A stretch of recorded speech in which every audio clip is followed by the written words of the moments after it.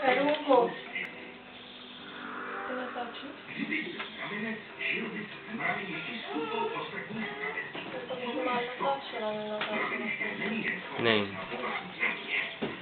Ten kopec je vchodem do celého podzemního města. Jsi taky dobrý, to je.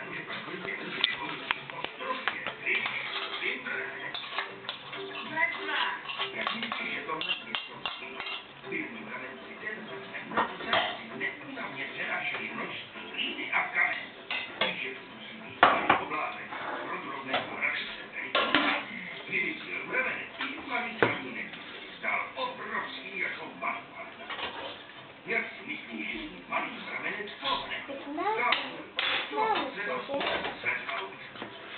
Sleduje své velikosti pramenci nejsilnější zvířata na světě.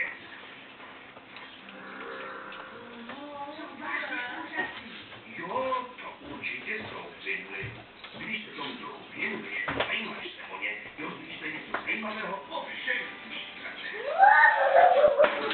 Tačí.